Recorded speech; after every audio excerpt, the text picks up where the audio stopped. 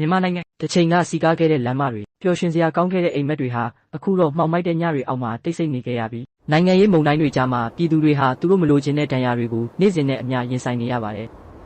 ဒီနေ့ခေတ်မှာမြန်မာပြည်သူတွေအတွက်အကြီးမားဆုံးရန်သူကတော့ပုံစံနှုန်းပါဆန်စီစေဝါစတဲ့အခြေခံလိုအပ်ချက်တွေကလက်လန်းမမီနိုင်အောင်မြင့်တက်နေတယ်လို့လျှက်စစ်မီမမှန်တာနဲ့လောင်စာစီရှားပါမှုတွေကလည်းနေ့စဉ်ဘဝကိုခက်ခဲစေပါတယ်ရှားသမျှဝင်ငွေထက်ထွက်ငွေကပိုများနေတဲ့ဘဝတွေကိုဘယ်လိုများရုန်းကန်နေကြရပါသလဲအဆိုးဆုံးကတော့လုံခြုံမှုမရှိတော့တဲ့စိတ်အခြေအနေပါနေအိမ်ထဲမှာတော့အေးအေးဆေးဆေးမအိပ်ဆက်နိုင်ပဲမနှက်ဖြန်ဘာဖြစ်လာမလဲဆိုတဲ့စိုးရိမ်စိတ်တွေကလူတိုင်းရဲ့ရင်ထဲမှာအမြင့်တွယ်နေတယ်အထူးသဖြင့်စစ်ပေးတံတဲ့ဒေသတွေကပြည်သူတွေဟာကိုယ့်အိမ်ကိုယ့်ယာကိုစွန့်ခွာပြီးအသက်လူပြေးနေကြရတာဟာတကယ်ကိုရင်နာစရာကောင်းလာပါတယ်ဒါပေမဲ့ဒီလိုအမှောင်တူကြားထဲမှာတော့မြန်မာပြည်သူတွေရဲ့အားသာချက်တစ်ခုရှိနေပါသေးတယ်အဲ့ဒါကတော့စာနာမှုပါပဲကိုယ်တိုင်ခက်ခဲနေရင်တော့ကိုယ်ခက်ခဲသူကိုကူညီတတ်တဲ့စိတ်ဓာတ်တွေကအခုချိန်မှာကျွန်တော်တို့ရဲ့တစ်ခုလေးတော့အားရင်ပါဘလောက်ပဲမှောင်မိုက်နေပါစေမနှက်ဖြန်ဆိုတာရှိစမြဲပါကျွန်တော်တို့အားလုံးမျှော်လင့်နေတဲ့ငြိမ်းချမ်းတဲ့မြန်မာပြည်ကြီးအမြန်ဆုံးပြန်လည်ရောက်ရှိပါစေလို့ဆုတောင်းရင်းလူသားအားလုံးဘေးကင်းကြပါစေ